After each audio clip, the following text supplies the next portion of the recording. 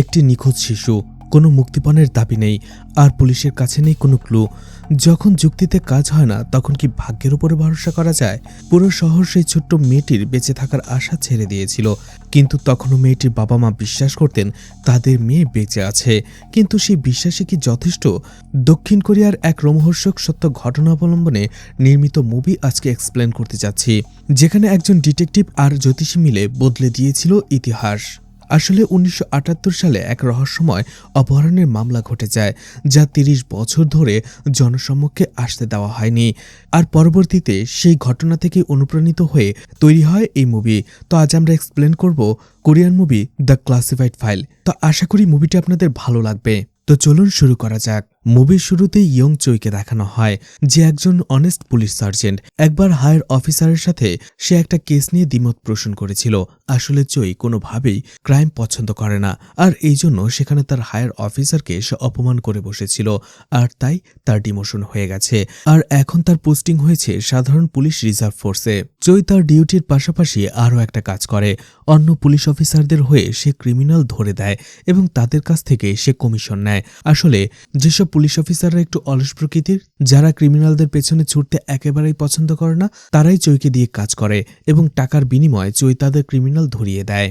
এরপরে ফিশের বিজনেসম্যান হানসুককে দেখানো হয়, যার খুব ছোট্ট সুন্দর একটা পরিবার ছিল। তার সুন্দরী স্ত্রী জিউন এবং তাদের ছোট্ট একটা মেয়ে লিউন ছিল। হানসুকের হয়ে যেসব জেলেরা মাছ ধরত, দেখা যায় সেই সব জেলেরা তার উপরে নাটাচ্ছিল, কারণ হানসুক তাদের ভাগের যে মাছ ছিল সেসব বড় বড় মাছ সে সব নিয়ে যায়, আর সেসব জেলেদের ভাগ্যে পড়ে সব ছোট ছোট মাছ, যার ফলে তাদের আয়ও খুব কম হয়। হানসুকের এই মাছের বিজনেসটা খুব ভালো চলছিল, যার ফলে এখান থেকে সে অনেক টাকা ইনকাম করে। আর এই সবের সাথে তার শত্রুর সংখ্যাও বেড়ে গিয়েছিল। যেহেতু তার বিজনেস অনেক ভালো ছিল, তার লাইফস্টাইলও ছিল অনেক বেশি আলিশান। তার মেয়ে লিওন মার্সিডিজে করে স্কুলে যেত। স্কুলে লিওনের সবথেকে ভালো বন্ধু হচ্ছে মিউ। মাঝে মধ্যেই তারা একসাথে তাদের বাড়িতে সময় কাটাতো। একদিন লিওন স্কুল থেকে আর বাসায় ফেরে না, আর এতে হানসুক আর জিউন অনেক টেনশনে পড়ে যায়। হানসুক তার সোর্স কাজে লাগায় আর পুলিশকে দিয়ে খবর নিতে শুরু করে যে লিওনের সাথে আসলে কি হয়েছে। একজন পুলিশ অফিসার মিউর সাথে যখন কথা বলে, তারা জানতে পারে লিওন আর মিউ একই সাথে বাসায় ফিরছিল, কিন্তু রাস্তায় একজন লোক তার গাড়িতে তাদের লিফট দেয়। মিউ তো তার বাসার সামনে নেমে গিয়েছিল, আর লিওনের এরপরে কি হয়েছে সেটা সে জানে না। তখন পুলিশ বুঝতে পারে লিওনকে আসলে কিডন্যাপ করা হয়েছে। কিডন্যাপের খবর শুনে হানসুক আর জিউন দুজনেই খুব ভয় পেয়ে যায়, আর তখনই সেখানে চলে আসে জিউনের বড় বোন আনা। পুলিশকে যখন খবর দেওয়া হয়, পুলিশ ইনচার্জ ডেমিয়েন মনে করে লিওনের কিডন্যাপটা করা হয়েছে টাকার জন্য, তাই কিডন্যাপার অবশ্যই টাকার জন্য ফোন করবে, আর মুক্তিপণ দিয়ে দিলেই লিওন সুস্থ সবলভাবে বাসায় ফিরে আসবে। এছাড়া ডেমিয়েন আরও বলে, এইসব কেসের ক্ষেত্রে কাছের মানুষজনই কিডন্যাপার হয়, কারণ তারা মেয়ের বাবার টাকা এবং মেয়ের সম্পর্কে সবকিছু জানে। আর এই জন্য লিওনের যে দেখভাল করার জন্য নার্স ছিল, ড্রাইভার, চাকর বাকর সবাইকে কড়াভাবে জিজ্ঞেস করে ডেমিয়েন। অন্যদিকে অ্যানা ছিল একটু অন্য ধরনের। সে জাদুটোনা, ভাগ্যরেখা, ভবিষ্যৎবাণী এই সব কিছুতে অনেক বেশি বিশ্বাস করত। আর এই জন্য আনা জিউনকে নিয়ে সেই সব জায়গাগুলোতে যায় যেখানে মানুষরা ভবিষ্যৎ বলে বা জাদুটোনা করে মেয়েকে ফেরত দেওয়ার আশ্বাস দেয়। কিছু কিছু মানুষ টাকা ইনকামের জন্য জিউন এবং আনাকে শুধুমাত্র এদিক সেদিক ঘোরাতে থাকে। আবার কেউ কেউ তো বলে লিওনের ফিরে আসা অসম্ভব, আর এতে একেবারে হতাশ হয়ে পড়ে জিউন। অন্যদিকে পুলিশ যখন জিজ্ঞাসাবাদ করে কিছুই পাচ্ছিল না, তখন হানসুকের বাড়ির কাজের লোকদের তারা টর্চার করতে থাকে, আর এতে তারাও পেরেশান হয়ে যায়। তারা হানসুককে সবকিছু খুলে বলে, আর হানসুকে বুঝতে পারে পুলিশের শুধু উপর থেকেই দেখাচ্ছে, আসলে তারা এই বিষয়ে কোনো কিছুই করতে পারবে না। আর এই জন্য হানসুকও রেগে গিয়ে পুলিশ চিফকে কল করে আর বলে এই কিডন্যাপিং কেসে পুলিশ নয়, বরং কোনো এক্সপার্টকে পাঠিয়ে দেওয়ার জন্য। আর এই কিডন্যাপিং কেসের এক্সপার্ট ছিল চোই, কারণ চোই এই ধরনের অনেক বড় বড় কিডন্যাপিং কেসগুলো হ্যান্ডেল করেছে সফলতার সাথে, আর এই জন্য এই কেসের দায়িত্ব দেওয়া হয় চোইকে। চোয়ের হায়ার অফিসার তাকে ডাকে। চোই যদি এই কেসটা ইনভেস্টিগেশন করে লিওনকে কোনোভাবে জীবিত উদ্ধার করে নিয়ে আসতে পারে, তাহলে তার প্রমোশন শিওর, কারণ লিওনের এই কেসটা এখন হাই প্রোফাইল হয়ে গেছে। এইদিকে চোয়ের স্ত্রী তার উপরে নারাজ ছিল, কারণ তার মতে চোই নিজের হাতে তার ক্যারিয়ার নষ্ট করেছে, আর তার ফল এখন তারা ভোগ করছে। অন্যদিকে চোয়ের স্ত্রী যাই ভাবুক না কেন, চোয়ের সন্তানরা তাকে সুপার হিরো ভাবে। আমার মতে বাচ্চারা ঠিকই ভাবে। আসলে বর্তমান সময়ে এক একজন সৎ মানুষ এক একটা সুপারহিরো। যাই হোক, চোয়ের স্ত্রী তার সাথে কথা বলতে বলতে একটা সময় তাকে বলে লিওনের কেসটা চোয়ে নেওয়া উচিত, কিন্তু চোই এতে রাজি হচ্ছিল না। কারণ তার মতে যদি কেস হাতে নেওয়ার পরপরই লিওন মারা যায় তাহলে এবার তার চাকরিটাই চলে যেতে পারে। কিন্তু তার স্ত্রী তাকে বোঝায় আর ইমোশনাল ভাবে বলে যদি লিওনের জায়গায় তার কোনো সন্তান কিডন্যাপ হতো তাহলে কি করত, তার এই কেসটা নেওয়া উচিত। এদিকে 3 দিন হয়ে যায়, লিওনের কোনো খবর নেই, মুক্তিপণেরও কোনো ফোন আসেনি। জিউন কাঁদতে কাঁদতে দিশেহারা। তখন তার বড় বোন আনা তার কাছে আসে আর বলে সে শুনতে পেয়েছে কিম নামের একজন লোক রয়েছে যে একেবারে সঠিক ভবিষ্যৎবাণী করতে পারে আর তার ভেতরে আধ্যাত্মিক ক্ষমতাও রয়েছে। জিউন শুধু লিওনকে খুঁজে পেতে চাইছিল, এই জন্য যে যা বলছে সে তাই করছে। আনার সাথে সে চলে যায় কিমের ঠিকানায়, যেখানে তারা যে পৌঁছায় একটা গরিব বস্তিতে। আর সেখানে কিমকে দেখতে পায় যে বাইরে বসেই নোংরার ভেতরে গোসল করছিল। জিউনের এতে একটু সন্দেহ হয় যে এমন একটা লোক তার মেয়ের কিডন্যাপিং কেসে তাকে কী বা সাহায্য করতে পারে। কিন্তু আনার অনুরোধে জিউন সেখানে কিমের সাথে দেখা করে। কিম সবকিছু দেখার পরে বলে লিওনের কিডন্যাপের ঠিক 15 দিন পরে কিডন্যাপার তাদের ফোন করবে। এছাড়া লিওনের ভাগ্যে গোল্ড এবং আর্থ লেখা রয়েছে, অর্থাৎ টাকা পয়সার জন্য তার উপরে বিপদ আসবে। আর লিওনের কুণ্ডলিতে চারপাশে গোল্ড থাকায় তার মৃত্যু হবে না, সে কোনো না কোনোভাবেই বেঁচেই যাবে। অন্যদিকে লিওনকে যে পুলিশ অফিসার খুঁজে বের করতে পারবে তার কুণ্ডলিতে পানি থাকতে হবে। এদিকে দেখা যায় চুই দেখা করে হানসুকের সাথে, অর্থাৎ কেসটা সে নিয়েছিল। পুরো কেস ফাইল পড়ার পরে চুইয়ের ধারণা করে যে বুসনের কোনো লোকাল মানুষ লিওনকে কিডন্যাপ করেনি, সে হয়তোবা বাইরের, হয়তোবা সিউলের। যদিও চুই এই কেসটা নেবে কিনা সেটা নিয়ে এখনও দ্বিধাদ্বন্দ্বে ভুগছিল, কিন্তু জিউনের অসহায় মুখটা দেখার পরে সে নিশ্চিত হয়ে যায় এই কেসটা সে ইনভেস্টিগেশন করবে আর লিওনকে ফিরিয়ে আনবে। অন্যদিকে হানসুক মনে করতে থাকে চুই পারবে তার মেয়েকে ফিরিয়ে আনতে। চুই হানসুককে বলে যদি কিডন্যাপার জানতে পারে যে আপনি পুলিশকে খবর দিয়েছেন বা পুলিশের সাহায্য নিয়েছেন তাহলে হয়তোবা সে ভয়ে লিওনকে মেরে ফেলতে পারে, আর এই জন্য এই কেসটা ক্লাসিফাইড রাখতে হবে, অর্থাৎ গোপনে আমরা ইনভেস্টিগেশন করব। আর এই জন্য চুইয়ের কথা মেনে হানসুক পুলিশ কমিশনারকে টাকা ঘুষ দেয় যাতে করে এই কেসের কথাটা বাইরে না আসে, ক্লাসিফাইড রাখা হয়। পুলিশ কমিশনাররা এতে রাজি হয়ে যায় আর এই জন্য এই কিডন্যাপিং কেসটা যে টিম হ্যান্ডেল করছিল তাদের একটা গোপন জায়গা দেওয়া হয় যেখান থেকে তারা এই কেসটা ইনভেস্টিগেশন করবে। পুরনো কিডন্যাপারদের ফাইল তারা ঘেটে দেখে, কিন্তু চুইয়ের মনে হতে থাকে লিওনকে যে কিডন্যাপ করেছে সে একেবারে এই পেশায় নতুন, অর্থাৎ আনারি যাকে বলে। অন্যদিকে এই টিমের মধ্যে পুলিশ ইনচার্জ ডেমিয়ানের সাথে চুইয়ের একেবারেই বনিবনা ছিল না।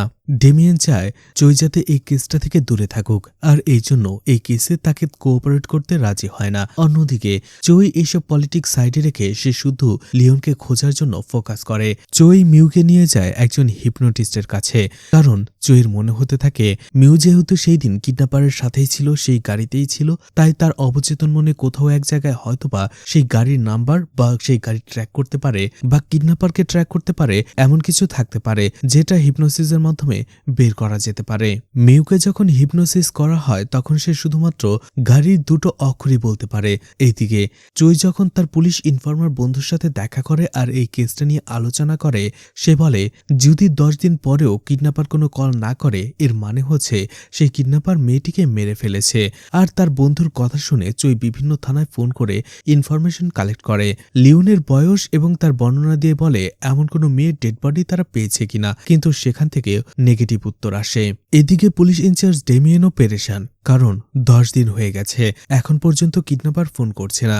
সে শুধু সেই আশায় বসে রয়েছে কিডন্যাপার ফোন করে টাকা চাইবে আর সেই টাকা দেওয়ার সময়ই সে কিডন্যাপারকে ধরে ফেলবে। এদিকে জিউন চুইয়ের সাথে কথা বলে আর জিউন বলে সেই জ্যোতিষী কিম বলেছে কিডন্যাপ হওয়ার 15 দিন পরে কিডন্যাপার তাদেরকে ফোন করবে। যদিও চুই এইসব কিছুতে বিশ্বাস করে না, কিন্তু তারপরও কথাটা শুনে সে কোনো রিয়াক্ট করে না।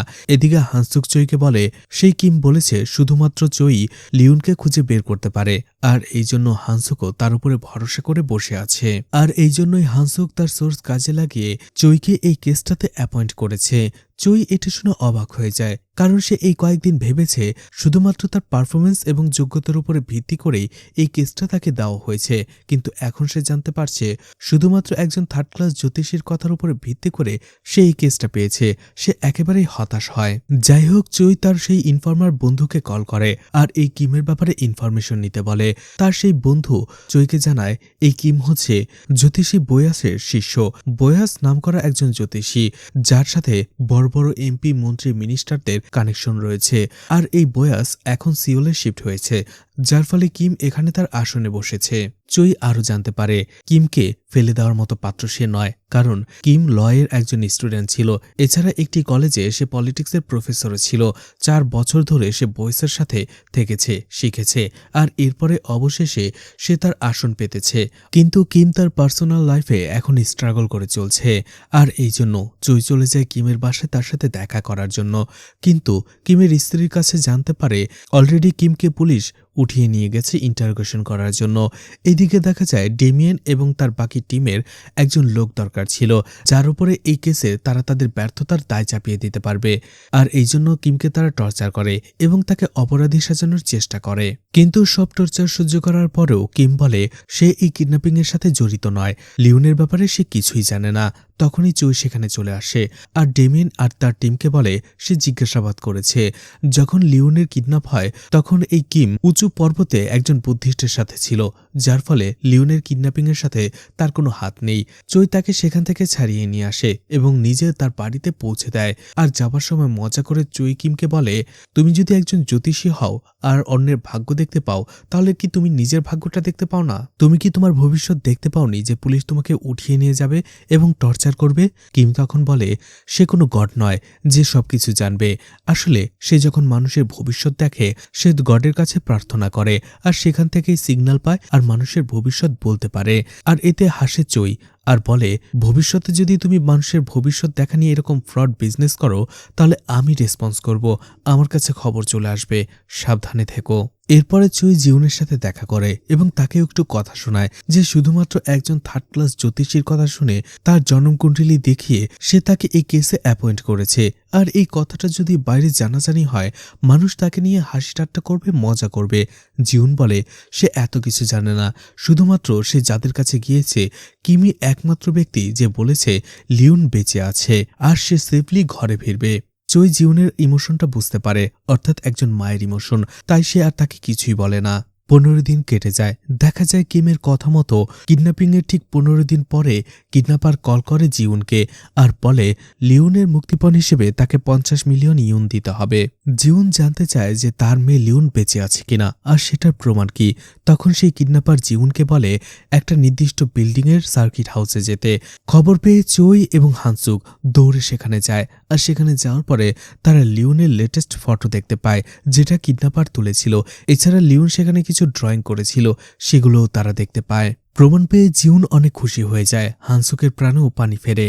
জিউন জিজ্ঞেস করে টাকা নিয়ে কোথায় আসতে হবে। কিডন্যাপার তাকে একটা ঠিকানা দেয় আর বলে টাকার ব্যাগ নিয়ে সেখানে আসতে হবে, কিন্তু সে যদি পুলিশকে ইনফর্ম করে বা সেখানে পুলিশকে নিয়ে আসে তাহলে অবশ্যই তার মেয়ের লাশটা তারা দেখতে পাবে। জিউন অনেক ভয় পেয়ে যায়। পরদিনই দেখা যায় জিউন সেখানে টাকার ব্যাগ নিয়ে দাঁড়িয়ে রয়েছে আর এখানে বেশ কয়েকজন পুলিশ অফিসার ছদ্মবেশে আশেপাশে ঘোরাফেরা করছিল, কিন্তু অনেক সময় কেটে যায়, সেখানে কেউ টাকার ব্যাগ নেবার জন্য আসে না। জিউন হতাশ হয়ে বাড়ি ফেরে। কিডন্যাপার আবারও তাকে ফোন করে, আবারও অন্য একটা লোকেশন দেয়। ঠিক একই রকম ভাবে কয়েকদিন কেটে যায়, কিন্তু কিডন্যাপার বারবার লোকেশন দেওয়ার পরেও টাকা নিতে আসে না। এতে জিউন রেগে যায় আর হতাশ হয়। সে চুইকে বলে তার আশেপাশে যদি এত পুলিশ অফিসার ঘোরাফেরা করে তাহলে কিডন্যাপার কিভাবে টাকা নিতে আসবে। আর এই বিষয়টা নিয়ে চুই এবং ডেমিয়েনের মধ্যে কথা কাটাকাটি হয়। এদিকে সেই কিডন্যাপিংয়ের 28 দিন হয়ে যায়। পুলিশ এখনো কিছু করতে পারেনি, চুইও কিছু করতে পারেনি। জিউন আশাহত হয়ে পড়ে, ধীরে ধীরে অসুস্থ হয়ে যায়। অন্যদিকে হানসুকও তার বিজনেসের দিকে মনোযোগ দিতে পারছিল না। এদিকে কিমও লিওনের ভাগ্যকুণ্ডলী আবারও দেখে, যেখানে দেখে লিওন বেঁচে আছে ঠিকই, কিন্তু তার আশেপাশে বিপদ ঘোরাফেরা করছে। 30 দিন পরে কিডন্যাপার আবার কল করে জিউনকে আর বলে এবার শেষবারের মতো তাকে একটা লোকেশন দেবে আর সেখানেই তাকে টাকা নিয়ে আসতে হবে। আর সেই লোকেশনটা এবার আর বুসানে নয়, সিওলে, অর্থাৎ টাকা নিয়ে জিউনকে সিওলে যেতে হবে। এদিকে হানসুক সিওনের পুলিশ কমিশনারের সাথে কথা বলে সেটিং করিয়ে নেয়। এরপরে হানসুক চুইকে বলে, তোমার কাজ এই পর্যন্তই শেষ, বাকিটা সিউল পুলিশ দেখে নেবে। আর এতে মন খারাপ হয়ে যায় চুইয়ের। হানসুক চুইকে ধন্যবাদ জানায় আর তাকে একটা টাকার প্যাকেট দিয়ে দেয়। কিন্তু চুই এই কেসটা টাকার জন্য করেনি, শুধুমাত্র একজন মায়ের জন্য করেছে, যে আশায় বুক বেঁধে বসেছিল যে তার মেয়ে ফিরে আসবে। কিন্তু জিয়ন চুইকে বলে সে এই কেসটা থেকে কাজ যেন বন্ধ না করে। সে, কিম এবং লিওনের আঙ্কেল যেন সিউলে যায়, তারাও সেখানে লিওনকে উদ্ধার করার চেষ্টা করে। এদিকে চুই কিমকে সাবধান করে দেয় সে যেন সেখানে যে না বলে যে কিডন্যাপিং এর ব্যাপারে এবং কিডন্যাপারের ব্যাপারে সে আগে থেকেই সবকিছু জেনে যাচ্ছে, তাহলে সিওল পুলিশ তাকে অ্যারেস্ট করে নেবে। এদিকে কিম কল করে তার গুরুকে আর বলে সে লিওনের কেসে কাজ করছে আর সেই জন্য সে সিউল এসেছে। এতে তার গুরু রেগে যায় আর বলে মেয়েটির কিডন্যাপ হয়েছে 30 দিন হয়ে গেছে, মেয়েটি আর বেঁচে নেই, মারা গেছে। তাই এই কেসে কাজ করে সময় নষ্ট করার কোনো দরকার নেই, অন্য কোনো বড় ক্লায়েন্টকে ফাঁসিয়ে নাও। কিম বলে কিন্তু আমি যখন মেয়েটির জন্মকুণ্ডলী দেখেছি সেখানে মেয়েটি বেঁচে আছে। এতে তার গুরু আরও রেগে যায় আর বলে তুমি কি আমার থেকে বেশি বড় জ্যোতিষী হয়ে গেছো যে আমার ভবিষ্যৎবাণীকে তুমি মিথ্যে বলছো? গুরুর কথা শুনে কিম একেবারে হতাশ হয়। এদিকে ডেমিয়েনের টিম সিউল এসে সেখানকার পুলিশ ইনচার্জের সাথে দেখা করে, যার নাম ছিল হায়ুন। কিন্তু তাদের সাথে এমনভাবে পরিচয় হয় আর কথা হয় যেন তারা একসাথে কাজ নয়, বরং একে অপরের প্রতিদ্বন্দ্বী হিসেবে কাজ করবে। কিন্তু হায়ুন সেখানে চুইকে দেখে চিনতে পেরে যায়, যার ব্যাপারে পত্রিকায় কয়েকবার লেখালেখি হয়েছে। আর এতেই হায়ুন চুইকে অন্যদের থেকে বেশি সম্মান দেয়, তার সাথে ভালোভাবে কথা বলে। এটা দেখে ডেমিয়েনের একটু হিংসা হয়। এদিকে ডেমিয়েনকে কল করে বুসান পুলিশ কমিশনার আর বলে কিডন্যাপার যদি ধরা পড়ে তাহলে অবশ্যই সেই ক্রেডিটটা বুসান পুলিশকে পেতে হবে, সিউল পুলিশকে নয়। এদিকে দেখা যায় এই কেসটা নিয়ে পুলিশের ভেতরের লোকদের এমনভাবে ইন্টারেস্ট জাগছিল, যেখানে পুলিশ ছাড়াও বাকি যে সদস্যরা ছিল তারাও এই কেসটা নিয়ে আগ্রহ দেখাচ্ছিল। তাদের মধ্যে কেয়ারটেকার, ফুড ক্যাটারিং এই ধরনের লোকও ছিল। এই কেসটাকে তারা কিভাবে হ্যান্ডেল করবে সেটা নিয়ে পুলিশদের সেখানে একটা মিটিং চলছিল। হায়ুন ডিমিয়েনকে বলে সিউল পুলিশের পারমিশন ছাড়া বুসান পুলিশ কোনোভাবেই কোনো অ্যাকশন নেবে না। এদিকে চুই হায়ুনকে বলে সে চাইছিল সিউল পুলিশ সিউল শহর থেকে বের হয়ে যাওয়ার সবগুলো রাস্তাগুলোকে তারা ব্লক করবে। এছাড়া সিউলের যেসব মেয়ে পুলিশরা রয়েছে তারা জিউনকে ফলো করবে। কিন্তু হায়ুন বলে এটা পসিবল নয়, সিউল অনেক বড় একটা শহর আর সেই শহরের এতগুলো এক্সিট পয়েন্টকে পুলিশদের ব্লক করার মতো এত বড় ব্যাকআপ তাদের কাছে নেই। তাই একজনের সাথে আরেকজন কন্ট্যাক্ট রেখেই তাদের এই কেসটা ইনভেস্টিগেশন করতে হবে, সমাধান করতে হবে। রাতের বেলা হোটেল রুমে চুই আর কিম একই সাথে ছিল। চুই মজা করে কিমকে বলে তোমার প্রভু কি তোমাকে ইশারা দিয়ে বলেছে যে কিডন্যাপার আবার কবে ফোন করবে? কিম বলে হ্যাঁ, কাল সকাল 10টায়। এরপরেই কিম তার রিচুয়াল শুরু করে। আর যখন সে ধ্যান করছিল তার চোখের সামনে ভেসে ওঠে পুরাতন একটা আন্ডার কনস্ট্রাকশন বিল্ডিং, আর সেখানে কেউ মাটি খুঁড়ছে আর একটা রুমের ভেতরে লিওনকে আটকে রাখা হয়েছে। যেন ভবিষ্যতে কি হবে সেগুলো তার চোখের সামনে ভেসে উঠছিল। যাই হোক, এই ব্যাপারে সে চুইকে কিছুই বলে না। দেখা যায় পরের দিনই কিমের কথা মতোই সকাল 10টা বাজে ফোন বেজে ওঠে আর সেই ফোনটা ওঠায় জিউনের বড় বোন আনা। আনা সেই কিডন্যাপারকে বলে এখন থেকে তার সাথে আনাই কথা বলবে, আর সে হচ্ছে লিওনের আন্টি, কারণ লিওনের মা অসুস্থ, সে সিউলে আসতে পারেনি। কিডন্যাপার বলে ঠিক আছে, বিকেল 5টায় সে তাকে আবারও কল করবে আর বলবে টাকা নিয়ে কোথায় আসতে হবে। এদিকে চুই যখন দেখতে পারে সেই কিডন্যাপার কখন তাকে ফোন করেছে, অর্থাৎ সকাল 10টায়, তখন তার কিমের কথা বিশ্বাস হয়। কিমের প্রতি তার বিশ্বাস জন্মাতে শুরু করে। এদিকে চুই সেখানকার একজন ক্যাটারিং বয়কে তার টিমে সামিল করে নেয়, কারণ তার এই কেসটা নিয়ে অনেক আগ্রহ সে দেখতে পেয়েছিল। চুই চায় সেই ছেলেটি আনার উপরে 24 ঘন্টা নজর রাখবে। এদিকে দেখা যায় বিকেল 5টা বেজে যায়। সেই কিডন্যাপার আবারও কল করে আনাকে আর বলে তাকে ম্যাপো জংশনের কাছে আসার জন্য। আর এই ইনফরমেশনটার সাথে সাথে চুই দিয়ে দেয় ডেমিয়েনকে আর বলে সিওল পুলিশকেও সেই ইনফরমেশনটা দেবার জন্য। কিন্তু ডেমিয়েন সিওল পুলিশকে সেই ইনফরমেশনটা দেয় না ইচ্ছে করেই, বরং সে তার টিমের একজন পুলিশ অফিসারকে বলে আনাকে ফলো করার জন্য। চুই সেখানে যাবার সময় আনাকে বুঝিয়ে দেয় তাকে কি কি করতে হবে। এদিকে ডেমিয়েন সেখানে পলিটিক্স খাটায়। সে ইচ্ছে করে বারবার বলছিল যে ওয়াকিটকির সিগন্যাল উইক, আর এই জন্য সেই ওয়াকিটকি বন্ধ করে রাখে যাতে করে চুই তার সাথে কন্ট্যাক্ট করতে না পারে এবং কোনো সাহায্য চাইতে না পারে। এদিকে চুই যখন বারবার কন্ট্যাক্ট করেও কোনো সাহায্য পাচ্ছিল না, রেসপন্স পাচ্ছিল না, তখন সে নিজেই চলে যায় সেখানে কিডন্যাপারকে ধরার জন্য। এদিকে আনা টাকার ব্যাগ নিয়ে সেই জায়গায় যেয়ে অপেক্ষা করতে থাকে যেখানে কিডন্যাপার তাকে যেতে বলেছিল। এদিকে চুই যখন ডেমিয়েনের সাথে কন্ট্যাক্ট করতে পারে না, তখন সিওল পুলিশের সাথে সে কন্ট্যাক্ট করার চেষ্টা করে, কিন্তু সেখানেও সে ব্যর্থ হয়। এদিকে সিওল পুলিশ অর্থাৎ হায়ুন এবং তার টিম তারা বুসান পুলিশের সিগন্যালের অপেক্ষায় ছিল, কিন্তু সেখান থেকে তারা কোনো সিগন্যালই পায় না। ড্যামিয়েনের পলিটিক্সের জন্য পুরো পুলিশ প্ল্যানটাই নষ্ট হয়ে যায়। এদিকে চুইয়ের ঠিক করা সেই ছেলেটি আনার উপরে নজর রাখতে থাকে। অন্যদিকে ডেমিয়েনের সেই অফিসারও আনার উপরে নজর রাখে। আনা সেখানেই দাঁড়িয়েছিল। হঠাৎ করে একজন মহিলা বলে তার একটি ফোন কল এসেছে। সেই ফোন কলটা ছিল কিডন্যাপারের, আর কিডন্যাপার তাকে কেবিএস স্কুলের সামনে যেতে বলে। ক্যাটারিংয়ের সেই ছেলেটি চুইকে নিউজটা দেয়, আর চুইও সেখানে চলে যায়। আর সেখানে যাওয়ার পরে সে অনেকক্ষণ অপেক্ষা করে। অবশেষে সেখানে সে কালো রঙের একটি গাড়ি দেখতে পায়, যে গাড়ির নাম্বার শুরুতে ছিল 2R8, যেটা মিওকে যখন হিপনোসিস করা হয়েছিল তখন সে বলেছিল। আর এটা থেকে চুই শিওর হয়ে যায় সেই গাড়িতে বসে থাকা লোকটাই কিডন্যাপার। কিন্তু সেই কিডন্যাপার তখনই কিছু একটা আন্দাজ করতে পারে, আর ওই সময়টাতে গাড়ি নিয়ে সেখান থেকে পালিয়ে যায়। কোনো ব্যাকআপ না থাকার কারণে চুই কিডন্যাপারকে আর ধরতে পারে না, শুধু নিজের কপাল চাপড়ায়। চুই বুঝতে পারে সিওল পুলিশ এবং বুসান পুলিশ যদি আন্তরিক হয়ে একসাথে কাজটা করত, তাহলে আজকে নিশ্চয়ই সেই কিডন্যাপারকে তারা ধরতে পারত। যখন তারা অফিসে আসে এই বিষয়টা নিয়ে কথা হতে থাকে। চুই আর হায়ুনের মধ্যে কথা কাটাকাটি হয়, একে অন্যের দোষ দিতে থাকে। যখন ডেমিয়েনকে এই বিষয়ে জিজ্ঞেস করা হয়, ডেমিয়েন অস্বীকার করে, বলে চুই তার সাথে কোনো কন্ট্যাক্ট করেনি, আর এই জন্য ডেমিয়েনও সিওল পুলিশের সাথে কোনো কন্ট্যাক্ট করতে পারেনি।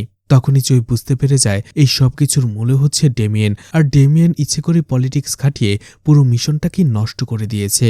এদিকে কিডন্যাপার আনাকে আবারও কল করে আর বলে রাত 10টায় তাকে একটি কনস্ট্রাকশন সাইটে যেতে হবে। আনা রাজি হয়ে যায়। এদিকে চুই এই বিষয়টা জানার পরে সে হায়ুনকে কল করে বিষয়টা জানায়, কিন্তু হায়ুন সেখানে পুলিশ মিটিংয়ে বলে যে কনস্ট্রাকশন সাইটের কথা বলা হয়েছে সেখানে আশপাশটা প্রচুর জঙ্গলে ঘেরা আর অন্ধকার, এতটাই অন্ধকার যে রাতের বেলা সেখানে পুলিশ অপারেশন করা একেবারেই পসিবল নয়, যার ফলে সেখানে আমরা যদি কিডন্যাপারকে টাকা দিয়ে আসি তাহলে কিডন্যাপারও হাত থেকে চলে যাবে আর টাকাও, আর এই জন্য সেখানে আমরা যাবই না, কিডন্যাপারকে বাধ্য করব অন্য জায়গায় আসতে। কিন্তু চুইয়ের মত ছিল ভিন্ন। তার মতে চেষ্টা তো করা যেতে পারে, একবার যদি কিডন্যাপারকে ধরে ফেলা যায় তাহলে তারা লিওনকে বাঁচাতে পারবে। এদিকে ডেমিয়েন সেখানে চলে আসে এবং সব কথা শোনার পরে সেও তার মত প্রকাশ করে আর বলে যেহেতু এখন কিডন্যাপারের একটা সম্ভাব্য স্ক্র্যাচ আমাদের রয়েছে, এছাড়া গাড়ির নাম্বারও আমাদের রয়েছে, তাই আমরা চাইলেই এই অপারেশনটা এখন বুসান থেকেই অপারেট করতে পারি। টাকার লোভ দেখিয়ে সেই কিডন্যাপারকে আমরা বুসানে ডাকবো আর সেখান থেকেই ধরতে পারবো। এতে প্রচন্ড রেগে যায় চুই, কারণ চুই বুঝতে পেরেছিল প্রত্যেকে আসলে নিজেদের স্বার্থ দেখছে, সবাই আসলে কিডন্যাপারকে ধরে ক্রেডিট নেয়ার চেষ্টা করছে, কেউ আসলে লিওনের কথা ভাবছে না তাকে কিভাবে উদ্ধার করা যাবে। আর এই জন্য সে রেগে গিয়ে সবাইকে কথা শোনায়। কিছুক্ষণ পরে হায়ুন চুইয়ের সাথে কথা বলে আলাদাভাবে। হায়ুন চুইকে বলে আগামীকাল তারা কিডন্যাপারের পরিচয় এবং কিডন্যাপারের ডিটেলস মিডিয়ার কাছে প্রকাশ করবে, যেহেতু তাদের কাছে একটা সম্ভাব্য স্কেচ এবং গাড়ির নাম্বার ছিল। চুই বলে কিন্তু তার ভয় হচ্ছে, এটা যদি তারা করে কিডন্যাপার হয়তোবা লিওনকে মেরে ফেলতে পারে। এদিকে কিম হঠাৎ করে আবার এক ভিশন দেখতে পায়, যেখানে সে দেখতে পায় আজকে যদি লিওনকে বাঁচানোর চেষ্টা না করা হয় তাহলে সেই কিডন্যাপার লিওনকে মেরে ফেলবে। কিমের ভেতরে টেনশন বেড়ে যায়, সে কি করবে বুঝতে পারছিল না, কারণ চুই ছাড়া এই কথাটা সে কাউকে বলতেও পারবে না। এদিকে দেখা যায় চুইকে কল করে বুসানের পুলিশ কমিশনার আর বলে তাকে এই কেস থেকে সরিয়ে দেওয়া হয়েছে। চুই বুঝতে পারে ডেমিয়েন পুলিশ কমিশনারের কাছে তার নামে কান ভাঙিয়েছে, আর এই জন্যই তাকে এই কেস থেকে বের করে দেওয়া হচ্ছে। বুসান কমিশনার চুইকে অর্ডার দেয় সে যেন আজকেই বুসানে ফিরে আসে। এতে চুই একেবারে হতাশ হয়ে পড়ে। সে যখন হোটেল রুমে ফিরে কিম তাকে বলে এখনই তাদের যেতে হবে, আজকে রাতটাই তাদের হাতে সময় রয়েছে, নয়তোবা সেই কিডন্যাপার লিওনকে মেরে ফেলবে। কিডন্যাপার লিওনকে মেরে পানি আছে এমন একটা জায়গার পাশে দাফন করবে। এমনিতেই চুই হতাশ ছিল, তার উপরে আবার কিমের এইসব উল্টোপাল্টা কথা, সে প্রচন্ড রেগে যায় আর বলে এসব পূজা অর্চনা করে যদি মানুষ খুঁজে পাওয়া যেত তাহলে শহরে আর পুলিশ স্টেশন থাকতো না। এদিকে কিমও রেগে যায় আর বলে পুলিশরা যেভাবে স্বার্থপরের মতো কাজ করছে তাতেও তারা কখনো লিওনকে খুঁজে বের করতে পারবে না। একটা সময় দুজনেরই মাথা ঠান্ডা হয় আর দুজনেই একটা বিষয় একমত হয়, লিওনকে খুঁজে পাওয়ার জন্য দুজনেই অনেক কষ্ট করেছে, আর এইবার তাদের শেষবারের মতো আরও একবার চেষ্টা করা দরকার। তাই তারা দুজনে মিলে সিদ্ধান্ত নেয় পুলিশের সাহায্য ছাড়াই শুধুমাত্র তারা দুজনেই আপাতত এই অপারেশনটা হ্যান্ডেল করবে। কিম তার ভিশনে দেখতে পেয়েছিল যদিও কিডন্যাপার কনস্ট্রাকশন সাইডে আসবে টাকা নেবার জন্য, কিন্তু লিওনাকে রাখা হয়েছে এমন এক জায়গায় যার আশেপাশে পানি রয়েছে। চই আর কিম মিলে এরপরেই প্ল্যান করে। কিম, লিওনার আঙ্কেল এবং সেই ড্রাইভার তারা যাবে সেই কনস্ট্রাকশন সাইডে কিডন্যাপারের সাথে ডিল করার জন্য। অন্যদিকে চই যাবে নদীর পাড়ে, কারণ তারা জানতে পেরেছিল পাশেই একটা নদী রয়েছে। তাই চই সেখানে নদীর পাড়ে যে এমন একটা জায়গার খোঁজ করবে যেখানে বেশি বেশি বালি রয়েছে। তারা সেই কনস্ট্রাকশন সাইডে চলে যায় আর লিওনার আঙ্কেল কিডন্যাপার যেখানে যেতে বলেছিল ঠিক ওই জায়গাটাতে যায়।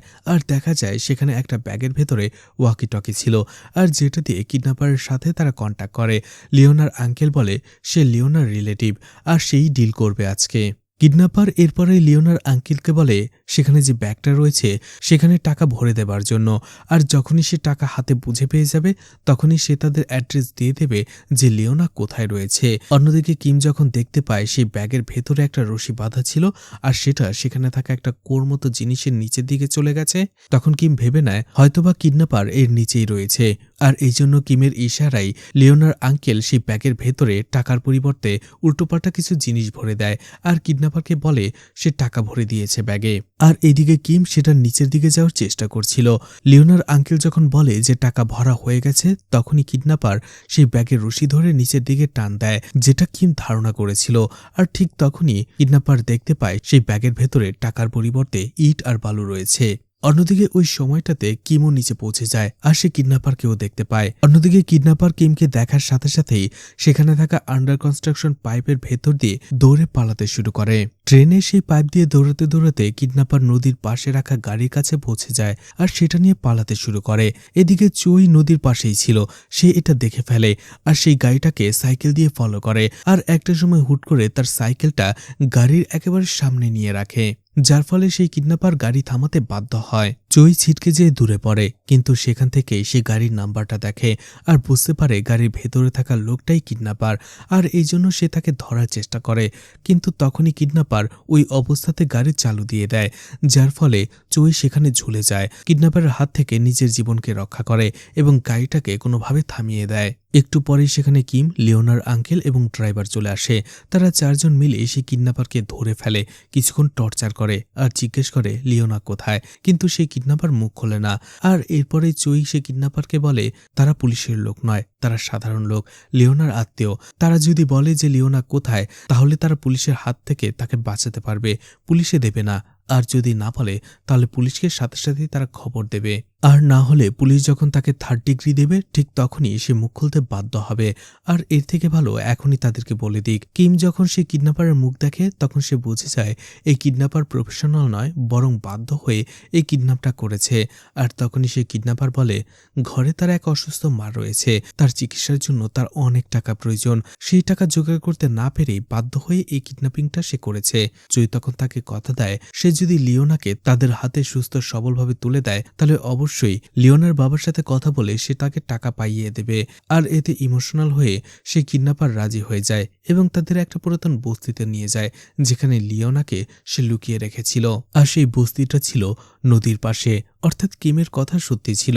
কিন্তু লিওনা তাদের দেখার সাথে সাথেই পালাতে শুরু করে। অবশেষে কিডন্যাপার তাকে ডাকে, অর্থাৎ এই কয়েকদিনে সে লিওনাকে বশ মানিয়ে ফেলেছিল, তার ব্রেন ওয়াশ করে ফেলেছিল, যার ফলে লিওনাও কিডন্যাপারকে বিশ্বাস করতে শুরু করে, ভালোবাসতে শুরু করে।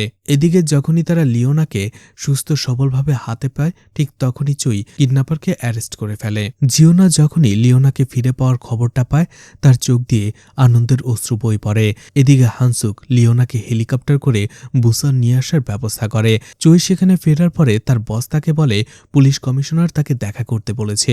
চই বুঝতে পারে তার প্রমোশনের সময় হয়ে গেছে। সেখানে যাওয়ার পরে পুলিশ কমিশনার তাকে বলে যদিও সে এই কেসটা নিজের জীবন বাজি রেখে সমাধান করেছে, কিন্তু সে চায় মিডিয়ার সামনে তার ডিপার্টমেন্টের মাথা উঁচু হোক, আর এই জন্য এই কেস সমাধান করার ক্রেডিট সে ডেমিয়েনকে দেবে এবং তার টিমকে দেবে, যাতে তার ডিপার্টমেন্টের মাথা উঁচু হয়। আর এই জন্য জয়কে সে নিষেধ করে দেয় এই কেস থেকে দূরে থাকার জন্য এবং এই বিষয়ে মুখ বন্ধ করে রাখার জন্য।